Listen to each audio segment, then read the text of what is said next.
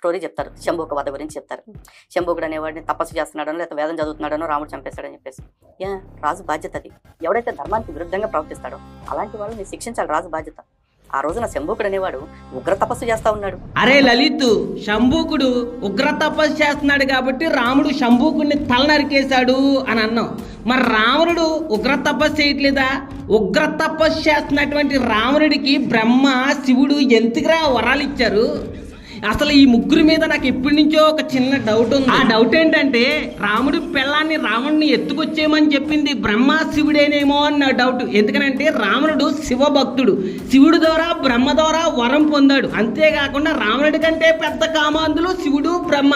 శివుడేమో మోహినిని చూసి వీర్యం కాచుకుంటే బ్రహ్మేమో పార్వతిని చూసి వీర్యం కాచుకున్నారు. ఈ కామాంధులిద్దరూ మరో కామాంధుడైనటువంటి రావణుని పురమాయించి సీతను ఎత్తుకొచ్చేయమన్నారేమో అన్న డౌట్. ఇప్పుడు అసలు మ్యాటర్లో వెళ్దాం. శివుడు బ్రహ్మ అనేటువంటి కామాంధులు మరో కామాంధుడైనటువంటి రావణుడు ఉగ్ర తపస్సు చేస్తుంటే ఎందుకు వరాలు ఇచ్చారు?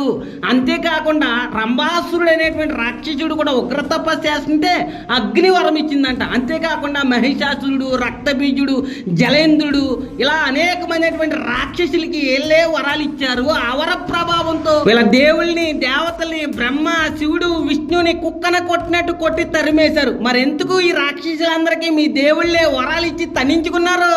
ఈ రాక్షసులందరూ మీ ధర్మానికి అనుకూలంగా తపస్సు చేశారా? శంభూకుడు ఒక్కడే మట్టుకి మీ ధర్మానికి విరుద్ధంగా ఉగ్ర తపస్సు చేస్తున్నాడా? అధికార దరిద్రుడా, ఇంకెంతకాలం ఇలా అబద్ధ ప్రచారాలు చేసి జనాన్ని మోసం చేస్తావు? గ్రంథాలు చదువు. మీ దేవుళ్ళందరికీ రాక్షసుల మీద బ్రాహ్మణుల మీద ఉన్నటువంటి ప్రేమ శూద్రుడైనటువంటి మనుషుల మీద లేదు. అందుకే మీ గ్రంథాల్లో శూద్రుల గురించి చాలా హీనంగా రాయబడ్డాది. కాబట్టి ఇప్పుడు స్నేహితులారా, ఉగ్ర తపస్సు చేస్తున్నటువంటి రాక్షసులకు వరాలు ఇచ్చి వాళ్ళ చేత తన్నించుకున్న వాళ్ళు దేవుళ్ళు కాదని, దేవుళ్ళకి ఇలాంటి లక్షణాలు ఉండవు అనేటువంటి సత్యాన్ని గ్రహించి తెలుసుకుని గ్రంథాలు చదవండి.